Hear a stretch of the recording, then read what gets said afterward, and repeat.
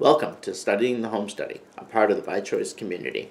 This is a series where I want to take a deep dive into the home study process, outlining each step into its own video, and being able to showcase that to you with my own experiences that we've been through, as well as highlighting just general tips and tricks of what you can expect when you go through the process, assuming that you're making this choice.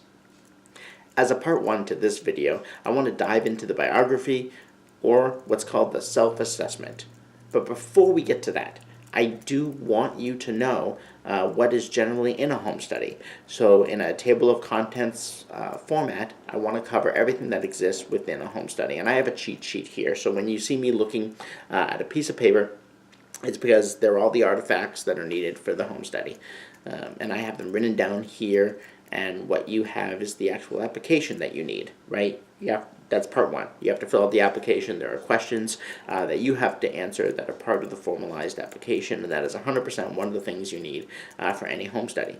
And then you have to sign paperwork relative to things like being a parent, paying a fee, if a placement should occur, or a fee for the actual home study itself. There's legal paperwork around that you have to sign, and that is part of the start to the home study process. Any policies or rules that might apply, you would have to sign those things specific to the agency, lawyer, or state that you are working with and living in. And you would have to get all of that signed. You would have to get the child abuse records check and the criminal background check to be able to have those processed so that you can, for obvious reasons, be cleared for an adoption in that sense as well. You need to get references, so individuals that you know have to be able to recommend you and be able to support you in the decision to adopt. So a reference list is needed, and they will have to fill out paperwork on your behalf. It's something that we'll go into in a future video as well, but it's important that they have seen you interact with children. That's a good thing to have referenced. You also have to have medical forms completed, so you need to make sure that the individuals are of good health when they become parents through the adoption process. You would want to note that, so a medical professional will have to sign a form. You will have to submit the self-assessment or the biography that we'll be talking about in more details in a second. You will have to submit finances, generally outline the finances, so you are able to say that yes, I can afford a child, either as a couple or as an individual. Again, you've got to be able to support the child that you're looking for. And then answering any questions relative to criminal background, which is kind of separate from the criminal background check. So there's two components to that, and in those videos I'm sure we'll address some of that. And then taking a course and being able to certify that there actually is classes that you can now take them online as well as in person. You can basically print out or obtain the certificate, and you submit that as a part of the home study. So these are the components that tie you in, that tie the whole home study together, and allow an evaluation to be made on whether or not you can be approved to adopt. So that's what we will cover throughout this series.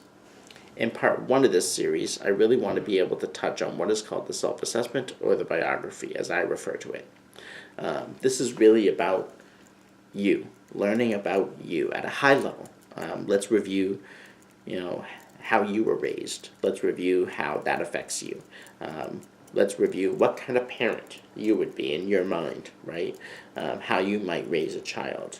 Those types of questions and topics are typically addressed in the self-assessment or biography.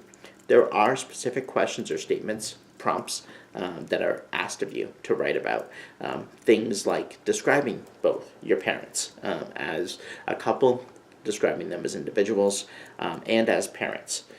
So tell us, what are they like? What were they like for you? Highly important, because that affects you. Whether you know it or not, it affects you, and it will affect the child you would have placed with you. In an adoption listing, you want to have educational and job experience, because you would also expect that to have an effect on you and to connect your references to the home study process. Who I am the work hours that you work, experiences that you have had in your life. All of that kind of circles who you are and fills out a better picture. They do ask questions on your spouse. They ask, how are you in marriage? What is it like? What does that bond look like for you? Are you in a first marriage or a second marriage? Why did a previous marriage not work, if that's applicable? What conversations have you had around adoption and around raising a child? I felt really good that they were looking to ensure those things that they asked for, descriptions of changes you expect in your life once you become a parent. So this really wants to catch people who don't know what they're getting into. One of the big questions that they asked on the biography is around the child's eventual search for their birth parent or birth parents, and questions regarding that search. And I want that. What that would mean, I would encourage that. I think I'm going to go into that in a very specific video. Because I want to dive into how we answered that, how it affects us, and be able to respond to that. But in general, this is what they're looking for on the self-assessment or biography. It's a general idea of what you can expect anyway. You're able to provide more information. More information is never bad as long as it supports your journey and where you're going. In future sections of this series, videos of this series, I want to go through the process of looking at some of the other things that I outlined. So we're definitely going to look at the criminal background check process. We're going to look at the financial forms. We're going to go through and look at what other questions may have been asked of us through the entire process, including the actual home visit part of the home study, where someone actually comes on site to clarify in your house. They come on site, they clarify all the things you've documented to make sure you've been able to paint that full picture for them, which was really neat. It was really good to see and to experience. I think the biography was something that I would recommend couples do as individuals, and then share what they have written and see that they are in alignment, that they have communicated well on what adoption means to them. And I think that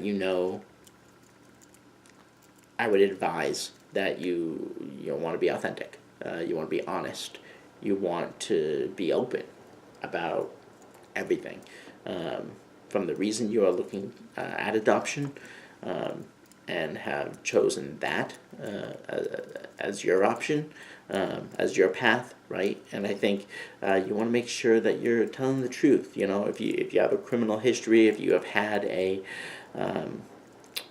previous marriage, if you have had issues with your parents growing up, I think sharing all of that and bringing it to the forefront of the discussion, not trying to hide it, not trying to sneak around it, helps tremendously.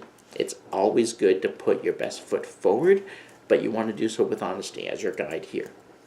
Through this process, it's going to help you out as an individual and in your relationship, and it's going to help you out with that child once it is placed.